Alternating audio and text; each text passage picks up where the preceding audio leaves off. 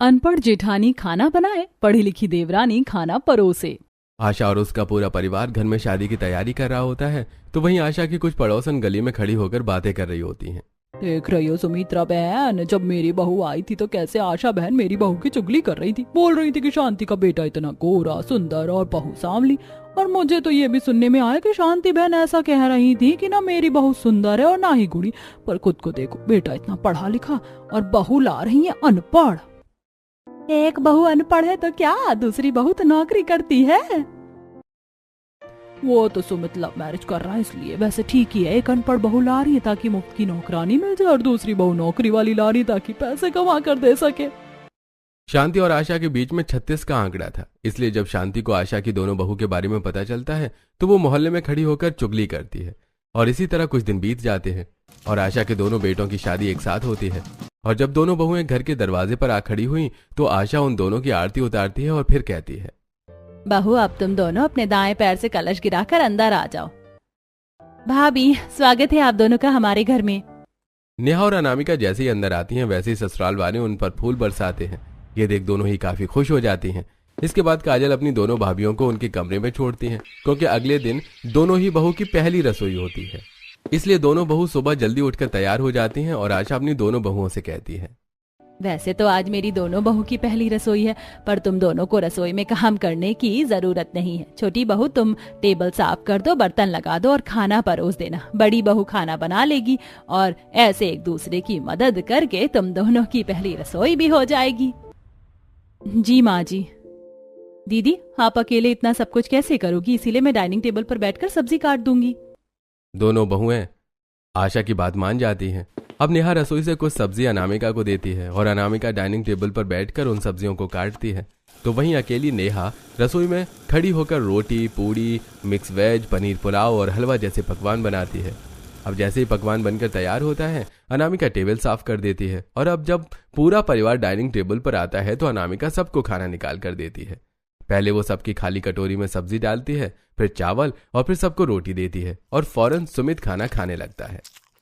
अरे वाह, खाने की क्या खुशबू आ रही है। मेरी दोनों बहू ने तो बड़े ही प्यार से खाना बनाया है। पापा, सिर्फ खाने की खुशबू अच्छी नहीं है बल्कि खाना भी बहुत अच्छा बना है। आशा, तेरे तो भाग खुल गए इतनी अच्छी बहू है पाकर। भले ही बड़ी बहू कम पढ़ी लिखी और छोटी बहू नौकरी करती है, पर दोनों बहुओं में प्यार बहुत है। अपनी बहू की तारीफ सुनकर आशा काफी खुश होती है। साथ ही दोनों बहुओं को भी काफी अच्छा लगता है। कुछ ही देर में घर आए मेहमान अपने अपने घर चले जाते हैं और इसी तरह कुछ दिन बीत जाते हैं। और आज आशा अपनी बड़ी बहू के साथ सब्जी लेने के लिए मोहल्ले में आती है तो वहीं अनामिका ऑफिस के लिए निकलती है। भैया, थोड़ा जल्दी सब्जी दे दो, मैं दूध गैस पर रख कर आई हूँ। अच्छा माँ जी, मैं चलती हूँ। सुमित, आज तुम मुझे ऑफिस छोड़ दोगे?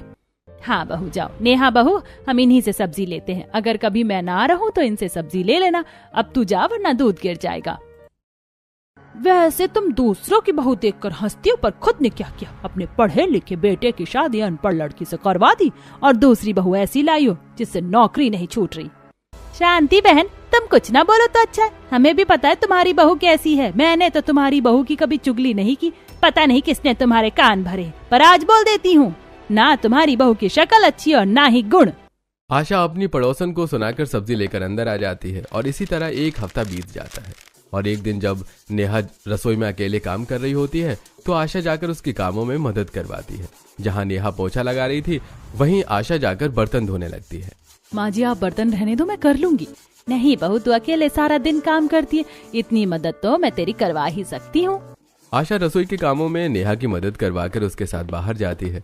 कुछ देर में पूरा परिवार हॉल में टीवी देखने आता है, पर नेहा अभी काम कर रही होती है। ये देखकर आशा सबसे कहती है, नेहा बहू पूरे दिन काम करती, इसीलिए मैंने सोच लिया मैं अपनी दोनों बहू में काम बांटूंगी। नेहा बहू 3 वक्त का खाना और रसोई की जिम्मेदारी तेरी, और अनामिका बहू तुम झाड़ू पोछा और टेबल साफ करोगी। साथ ही सबको खाना भी तुम ही परोसोगी और कपड़े एक दिन नेहा और एक दिन अनामिका धोएगी। माँ जी, ये भी कोई कहने वाली बात है। मुझसे तो जितना हो सकेगा मैं दीदी के कामों में मदद ही करवाऊंगी। ये सही है, अब मुझे काम के लिए नहीं बोला जाएगा। अब आशा दोनों बहुओं में काम बांट देती है और दोनों बहुएं चुपचाप आशा की बात मान लेती हैं। समय गुजरता है और एक दिन आशा की कुछ पड़ोसन उसके घर में चाय के बहाने आती है। आशा बहन, तुम्हारे तो दोनों बेटों की शादी एक साथ हो गई और तुमने कभी अपनी बहुओं के हाथों की चाय भी नहीं पिलाई अपने पड़ोसियों को। मेरी बहू तुम सबकी भी तो बहू है, जब दिल करे आ जाया करो।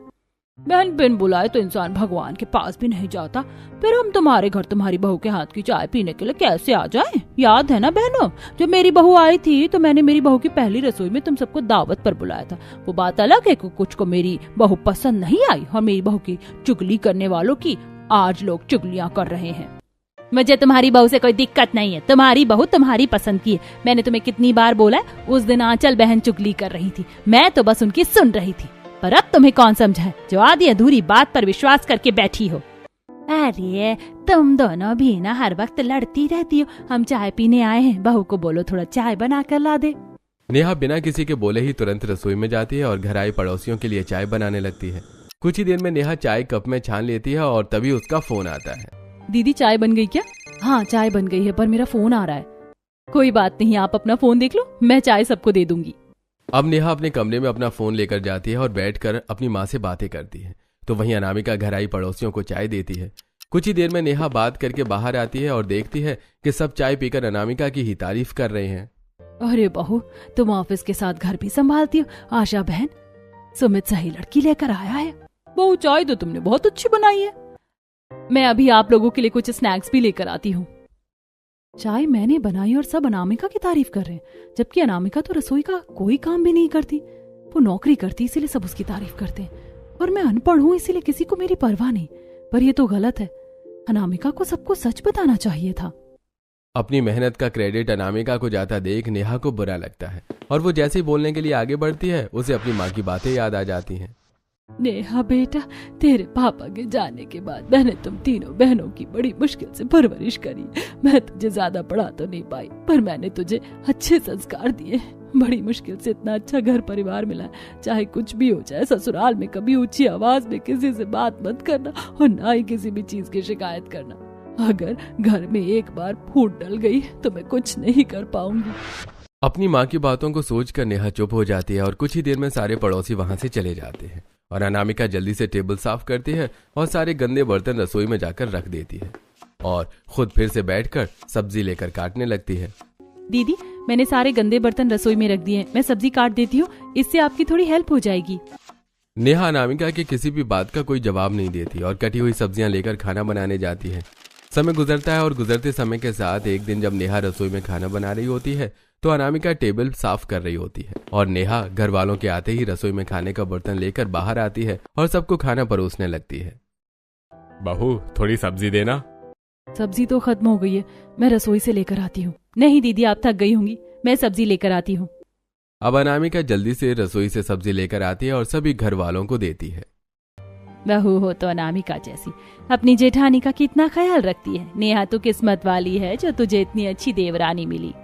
अगर देवरानी जेठानी की तारीफें हो गई हो तो मैं आप लोगों को बता दूं, 2 दिन बाद घर में मेहमान आ रहे हैं। हम दोनों भाई एक ही ऑफिस में काम करते हैं, अलग अलग बिल्डिंग में, पर हमारे कलीग दोस्त एक ही हैं और वो लोग शादी की पार्टी लेने के लिए आ रहे हैं, तो अच्छे से उन लोगों का स्वागत करना है। आप फिक्र मत कीजिए जेठ जी, हम घर आए मेहमानों का बहुत अच्छे से ख्याल रखेंगे। दीदी, उस दिन मैं जल्दी आ जाऊंगी और आपकी थोड़ी मदद भी करवा दूंगी। घर वालों के सामने अच्छी बनने का नाटक कर रही है, काम तो कुछ करवाती नहीं है। जैसे जैसे समय गुजरता है खुद से ज्यादा अनामिका की तारीफ सुनकर नेहा के मन में अनामिका को लेकर गुस्सा पैदा होने लगता है, जो आज और बढ़ जाता है क्योंकि जब अपने कमरे में बैठी काजल अपने प्रोजेक्ट में नेहा से मदद करने को कहती है पर किताब सारी इंग्लिश में थी तो वो पढ़ नहीं पाती। तभी अनामिका आती है और नेहा की जगह काजल की मदद करती है। फिर 2 दिन बाद अमित और सुमित के कुछ दोस्त घर आते हैं और उस दिन अनामिका अपने ऑफिस से जल्दी छुट्टी लेकर निकलती है, पर रास्ते में काफी लंबा ट्रैफिक जाम होता है। रिक्शे में बैठी अनामिका फोन में टाइम देखती है। 7 बजने वाले हैं, सभी मेहमान घर पर पहुंच गए होंगे। मैंने दीदी से कहा था कि मैं 6 बजे तक आ जाऊंगी, वो अकेली ही सारा काम कर रही होंगी। लंबा ट्रैफिक होने की वजह से अनामिका रिक्शे से उतर जाती है और ट्रैफिक को पार करके दोबारा रिक्शा लेकर घर आती है। नेहा अकेले रसोई का सारा काम कर लेती है और अनामिका के आते ही घर में मेहमान आना शुरू हो जाते हैं, जिस वजह से अनामिका ऑफिस के कपड़े में ही बैग सोफे पर रखकर सबसे पहले टेबल साफ करती है और ड्रॉर में कुछ नए बर्तन निकाल कर टेबल पर सजा देती है। अब जैसे ही सभी मेहमान खाने के लिए बैठते हैं तो अनामिका उन्हें खाना सर्व करती है और मेहमान खाना शुरू करते हैं।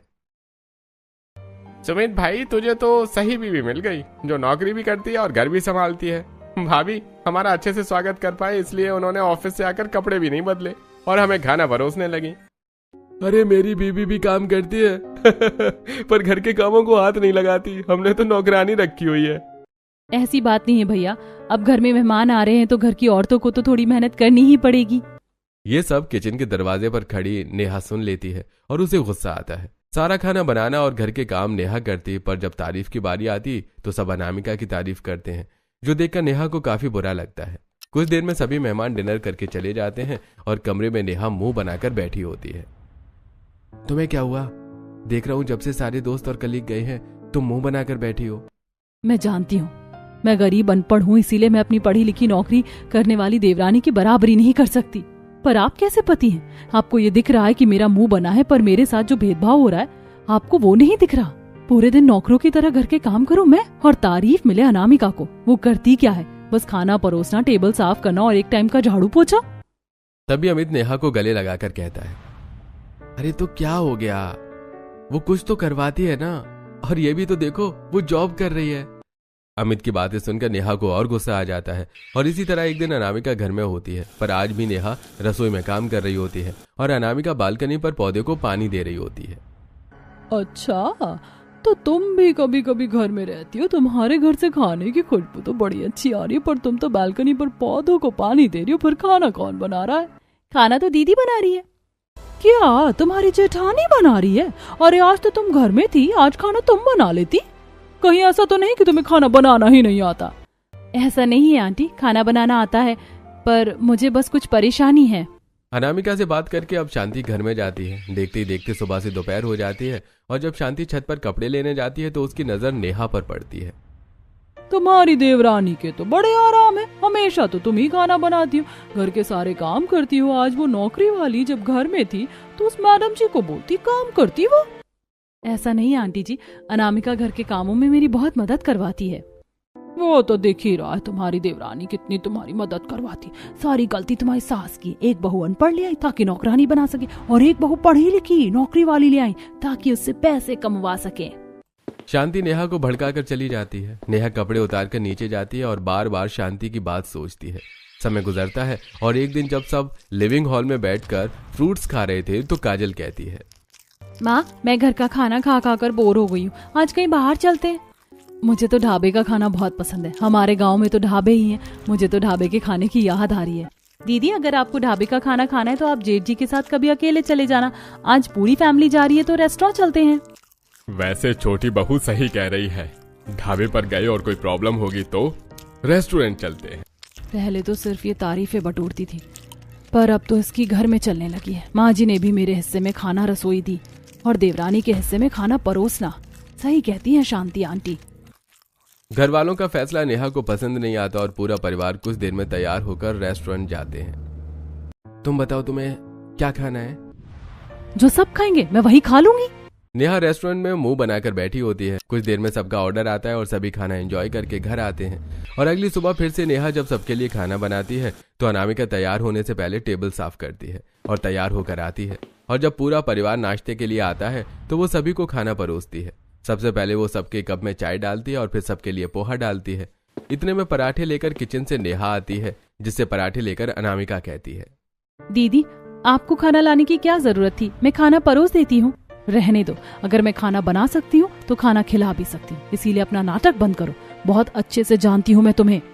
बहू, ये क्या तरीका है अनामिका बहू से बात करने का? वो तुम्हारी हमेशा मदद करती है और तुम उसके बारे में ऐसी बातें सोच रही हो। उस दिन भी जब तुम्हारी माँ का फोन आया था तो अनामिका बहू ने सभी पड़ोसियों को चाय दी। पहली रसोई में भी बिना बोले जब तुम रसोई में खाना बना रही थी तो बहू ने टेबल साफ किया और बाकी काम में मदद की। उस दिन जब घर में मेहमान आए थे तो बेचारी बहू ऑफिस से आते ही काम पर लग गई ताकि तुम्हें आराम मिल सके।